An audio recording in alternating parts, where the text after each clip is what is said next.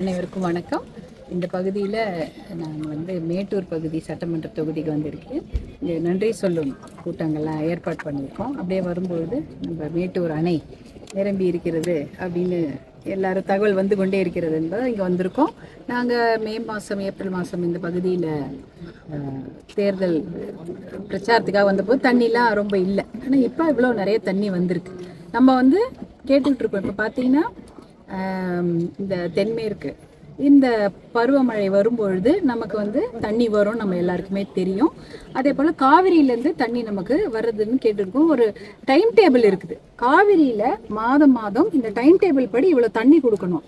ஆனால் தண்ணி நமக்கு அந்த மாதிரி வரது கிடையாது. மாதத்தில் 10 TMCயோ 100 TMCயோ அது மாதிரி ஒரு மாதத்துக்கு ஏற்ற மாதிரி தண்ணி வர வேண்டும். அதுதான் டைம் டேபிள்.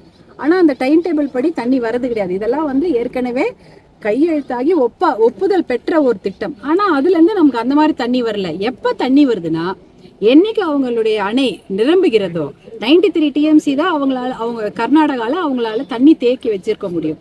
93 TMCக்கு மேல தண்ணி அதிகமாயிட்டா அதுக்கப்புறம் தான் உபரி நீர். அந்த உபரி நீர் தான் தமிழ்நாட்டுக்கு கொடுக்குறாங்க. அது கொடுக்கும்பொழுது அது நிறைய தண்ணி வருது. கடந்த 2022 பாத்தீங்கன்னா போன வருஷம்லாம் 500 TMC தண்ணி இது மூலமாவே வீணா போயிருக்குது. கிட்டத்தட்ட 420 TMC தண்ணி கடல்ல வீணா கலந்துருக்குது. அப்ப நம்ம மாவட்டத்துக்கு தேவை நம்ம ஒரு 70-50 TMC தண்ணி நம்மளால தமிழ்நாட்டுல அதை ஸ்டோர் பண்ண முடியும். ஸ்டோர் பண்ணணும்னா காவிரி ஓடுற பகுதியில 10 கிலோமீட்டருக்கு நடுவில் தடுப்பணை கட்ட வேண்டும் என்பதுதான் பாட்டாளி மக்கள் கட்சியோட கோரிக்கை ரொம்ப நாளாவே. அந்த தடுப்பணைகளை நம்ம கட்டி இருந்தாலே கிட்டத்தட்ட 50 TMC to 70 TMC தண்ணி நம்ம தேக்கி வைத்திருக்கலாம். சேலம் மாவட்டத்துக்கு 5 TMC தண்ணீரே போதும். தருமபுரிக்கு 2 TMC இருந்தாலே மாவட்டங்கள் 2 வளர்ச்சி பெறும். இப்ப பாத்தீங்கன்னா தமிழ்நாட்டில் இருக்கிற மாவட்டங்கள்ல 25 மாவட்டங்கள் காவிரி நீரை நம்பிதான் இருக்குது. அது 25 மாவட்டங்களும் பசுமையாக இருந்திருக்கும்.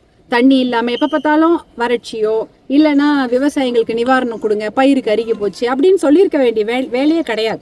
ஆனா இந்த தண்ணியை நம்ம சேர்த்து வைக்க முடியாத காரணத்தினால் கிட்டத்தட்ட 422 TMC தண்ணியில வீணா கலக்குது. நம்ம செக் டேம் மட்டும் கட்டியிருந்தா போதும். இல்லை இப்ப கூட இந்த தண்ணி இப்ப நிரம்பி இருக்கிறது. இந்த தண்ணிலாம் கிட்டத்தட்ட 100 ஏரிக்கோ 85 ஏரிங்களுக்கு போய் சேர்ந்துருச்சுன்னா கொஞ்ச நாளாவது அவங்களுக்கு விவசாயம் பண்ண அவங்களுக்கு வழி இருந்திருக்கும். இப்ப அதுக்கு ராட்சத குழாய் வச்சு அந்த தண்ணிகளை கொண்டு போய் அவசர போர்க்கால நடவடிக்கையா கொண்டு போய் சேருங்க அப்படின்னு சொல்லிட்டு நேற்று கூட பாட்டாளி மக்கள் கட்சியினுடைய மேட்டூர் சட்டமன்ற உறுப்பினர் அண்ணா அவங்க சொல்லியிருக்கிறாங்க.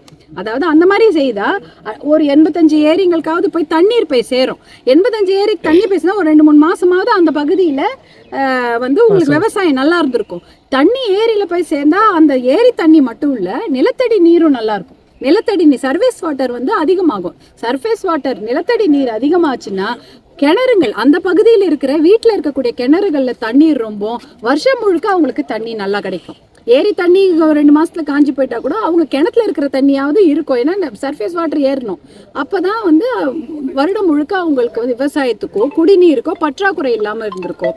இந்த விஷயத்தை தான் நாங்க ரொம்ப நீர் மேலாண்மைக்கு முக்கியத்துவம் கொடுக்க வேண்டும். நம்ம காவிரி மட்டும் நீர் எங்களுக்கு உபரிநீர் திட்டத்தை கொடுங்க, தருமபுரி காவிரி உபரிநீர் திட்டத்தை கேட்பதற்கான காரணமும் இதுதான். அதே போல சேலம் இந்த காவிரி உபரிநீர் திட்டத்தை கேட்பதற்கான காரணம் இதுதான்.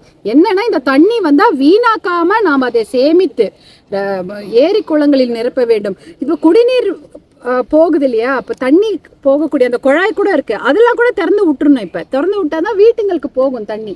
அதே போல ஏரிங்களும் நிரம்பும். இதெல்லாம் செய்து விட்டோம் என்றாலே வருடம் முழுக்க தமிழ்நாட்டில் இருக்க ஒரு 25 மாவட்டங்களுக்கு பயன்பெறும்.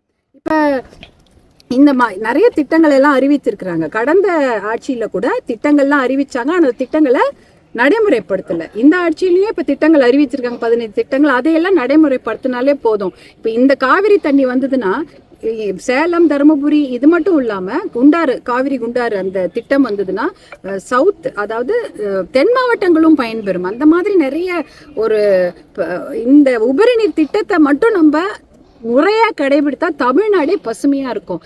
எப்பயுமே நம்ம பார்க்குறோம், தண்ணீர் ஒன்று வெள்ளம் வந்துருச்சுன்னா பயிர் போயிடுது, இல்லையா வறட்சி வந்தாலும் பயிர் போயிடுது. அப்போ விவசாயம் தான் அதிகமாக பாதிக்கப்படுகிறது.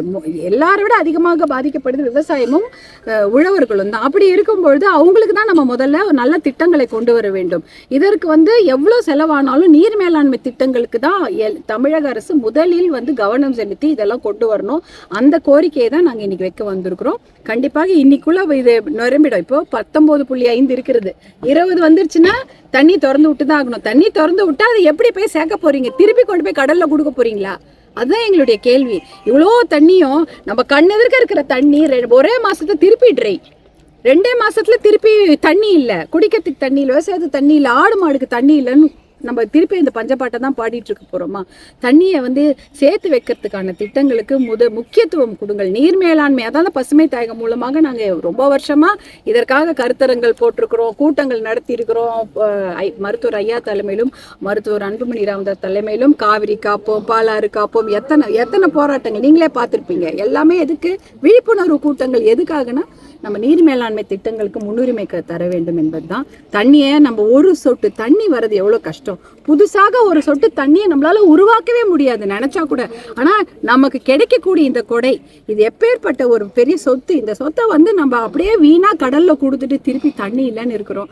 அதனால தான் நீர் மேலாண்மை திட்டங்கள் முக்கியத்துவம் கொடுக்க முதல்ல செக் டேம் கட்டணும். அதுக்கு எவ்வளோ செலவானாலும் மக்களுடைய உயிரும் அவர்களுடைய பாதுகாப்பு, அவர்களுடைய வேளாண்மை, உழவு தொழில் தான் முதல் நமக்கு தேவையான ஒரு விஷயம். அந்த விஷயத்துக்கு முன்னுரிமை கொடுங்க என்பதுதான் எங்களுடைய வேண்டுகோள். பாமக தலைவர் நீர் மேலாண்மையில் திராவிட கட்சிகள் தோல்வி அடைஞ்சிட்டதா 2 நாளைக்கு முன்னாடி கூட சொல்லியிருக்கிறாரு. அதுக்கேற்ற மாதிரி நேற்று கர்நாடக முதலமைச்சர் நீர் மேலாண்மை தமிழகத்தில் சரியில்லை, அதனால தான் நாங்கள் மேகதாது அணை கட்டுவோம் அப்படின்னு சொல்லியிருக்கிறாரு. அந்த கருத்தை ஏற்றுக்கிறீங்களா? மேகதாட்டு அணை கட்டவே கூடாது. மேகதாட்டு அணை எப்படி கட்ட முடியும்? கட்டக்கூடாது என்பதுதான் எங்களுடைய நிலைப்பாடு. நீர் மேலாண்மை நம்ம சரியா பண்ணலைன்றது உண்மையான ஒரு விஷயம் தானே. நீர் மேலாண்மை பண்ணவே இல்லையே. எப்படி பண்ணியிருந்தா நமக்கு தண்ணி பிரச்சனையா வந்திருக்காது. அப்ப தண்ணி வருது. இப்போ நீர் மேலாண்மை திட்டங்களை எது மாதிரி செஞ்சா சரியா இருக்குன்னு சொல்லி அரசுக்கு நீங்க பல்வேறு திட்டங்களை சொல்லியிருக்கீங்க. ஆனா அதுக்கு முன்னாடி காவிரி உரிமை நீர், அதாவது மாதாந்திர உரிமை நீரை கர்நாடக அரசு நமக்கு வழங்க மாட்டேங்குது. இப்போ இதுக்கு அரசு எது மாதிரி நடவடிக்கை எடுக்கணும்னு சொல்லி பசுமை தாயகத்தின் தலைவர் சொல்றீங்க, கேட்குறீங்க. எந்த ஒரு திட்டமாக இருந்தாலும் வரக்கூடிய தண்ணியை நம்ம முதல்ல சேர்த்து வைக்கணும், வீணாக்க கூடாது. மாதாந்திரம் அந்த உரிமையை நம்ம கேட்கணும். உரிமையை நம்ம கேட்கலன்னா யார் கேட்பா? நம்ம அரசு தான் கேட்கணும். நம்ம தான் கேட்கணும். நம்ம உரிமை நம்ம மீட்டெடுக்க வேண்டும்னா நம்ம தான் கேட்கணும். அதுக்கு எது மாதிரியான நடவடிக்கை அரசு மேற்கொள்ளணும்னு நினைக்கிறீங்க? வெறும் கடிதம் மட்டும் போட்டுக்கொண்டிருந்தால் ஒன்றும் பிரயோஜனம் கிடையாது. கேட்கணும்.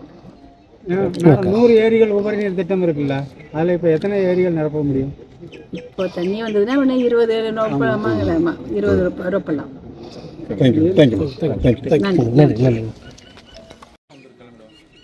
முன்னாடி வருஷம் இல்லாமல் போதுமா?